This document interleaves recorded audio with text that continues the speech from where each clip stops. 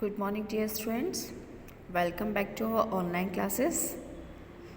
After a long time of half-yearly exams, today we are going to discuss about a new topic, Chapter 6, a School with a Difference.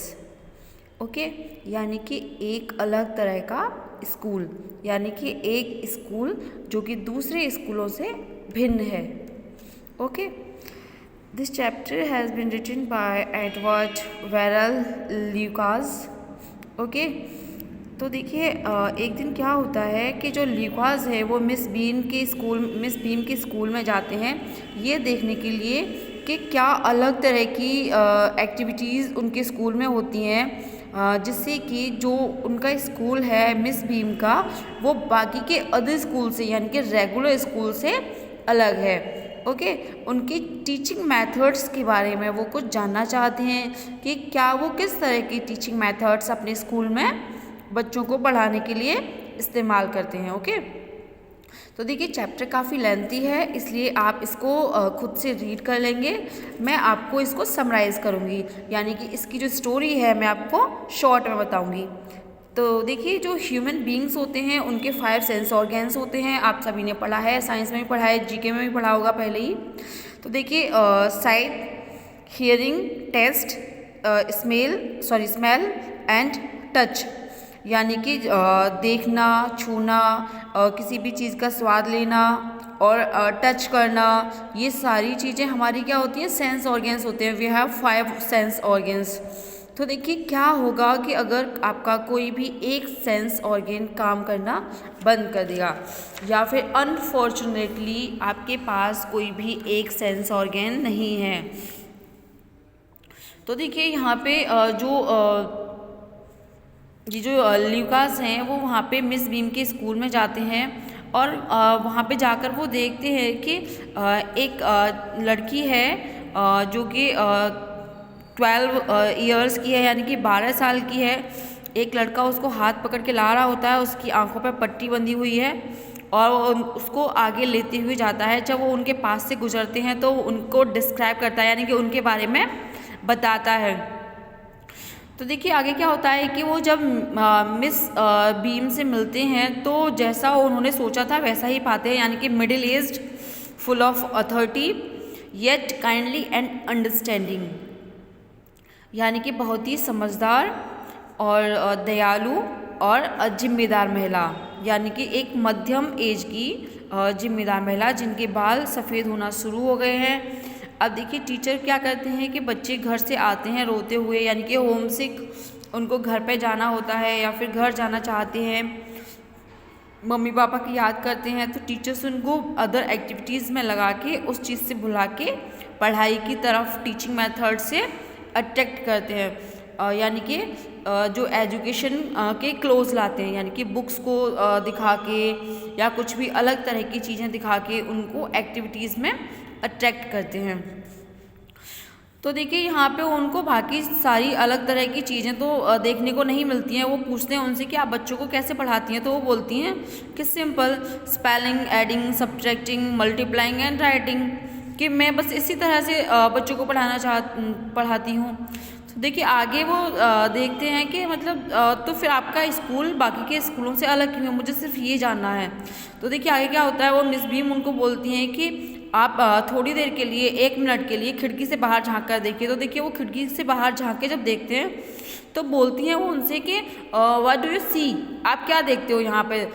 Miss Beam asked, I see some more beautiful grounds, I said, and a lot of jolly children यानी कि मैं यहाँ पे बहुत सुंदर सा एक बगीचा देखता हूँ और यहाँ पे मतलब बहुत सारे अच्छे बच्चे हैं जो कि खुश होकर खेल रहे हैं.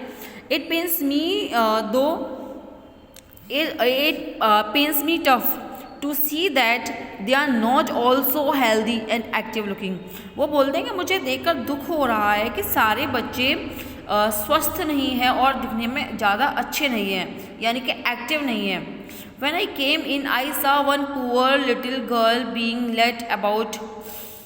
तो बोलते हैं कि मैंने आते हुए देखा कि एक छोटी लड़की को पकड़कर ले जाया जा रहा था. आई थिंक उसको आँखों में प्रॉब्लम थी और मैंने किसी बच्चे को देखा कि वो लंगड़ा कर चल रहे थे यानी कि उनको चलने में प्रॉब्लम थी.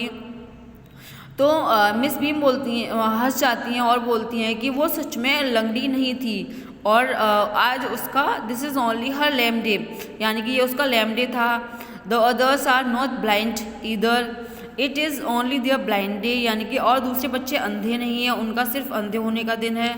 यानी कि उनका कहने का सेंस ये होता है कि बच्चों को वह यह समझाकर आगे बढ़ाना चाहती हैं कि बहुत सारे ऐसे बच्चे हैं जो कि मिसफॉर्चुनेट हैं, यानी कि इतने फॉर्चुनेट नहीं है। जैसे कि भगवान ने हमें सारी चीज़ें दी हैं, देखने के लिए आँखें दी हैं, सुनने के लिए कान दिए हैं, खाने के लिए अच्छा मुंह दिया है, जीभ दी है और चलने के लिए 2 पैर दिए हैं, बाकी के काम करने के लिए 2 हाथ दिए हैं। लेकिन बहुत सारे बच्चे ऐसे होते हैं जिनके पास एक स्वस्थ शरीर नहीं होता है।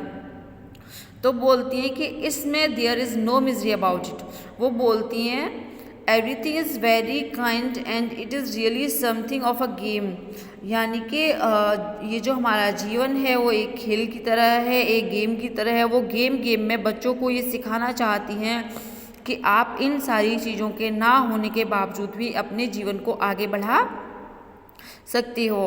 और यानी कि अगर ये सारी प्रॉब्लम्स आपके साथ हैं तो आपको बाकी के स्टूडेंट बाकी के अपने जो पार्टनर हैं उनके साथ कैसे ट्रीट करना है और अपने जीवन में कैसे आगे बढ़ना है। तो देखिए वहाँ पे जो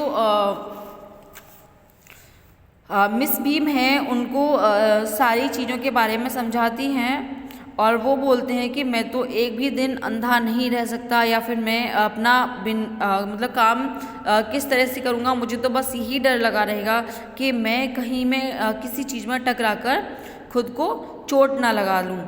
तो देखिए वो वहाँ पे एक अंधी लड़की होती है, यानी कि जिसकी आंखों पर पट्टी बंधी होती है, वो उसको पकड़कर घुमाने ले जाते हैं, अपने साथ में घुमाते हैं।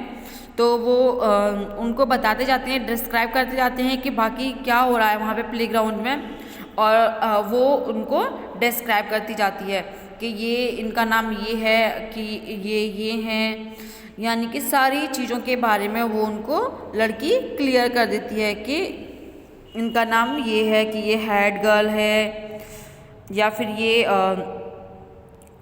जो पीटर हमारा गार्डनर है। ओके, तो वहाँ पे आगे धीरे धीरे उनको ये क्लियर हो जाता है कि ये उनका स्कूल जो है वाकई में बाकी के अदर स्कूल से बहुत अलग है। और यानी कि इस तरह से लोगों को डिस्क्राइब करना एक बहुत ही इंटरेस्टिंग है, क्योंकि जो कि उस लड़की ने किया। When I finally had to leave, I told Miss Beam that I was very sorry to go. She replied, then there is something in my system after all, isn't it? वो बोलते हैं कि अब उनको वहाँ से जाना पड़ेगा। तो बोलती हैं कि हाँ, यानी कि मिस बीम जो हैं वो इस बात को जानकर खुश होती हैं कि हाँ, कि मेरे सिस्टम में बाकी अदर स्कूल से अलग कुछ तो बात है। ओके, आई होप आपको चैप्टर समझ में आ गया होगा। आप चैप्टर को खुद से रीड कर लेंगे, क्योंकि मैंने तो सिर्फ आपको समराइज़ किया है, शॉर्ट में इसकी स्टोरी को समझाया है, और ये वर्ड मीनिंग्स आप अपनी नोटबुक में कर लेंगे। Okay, bye bye.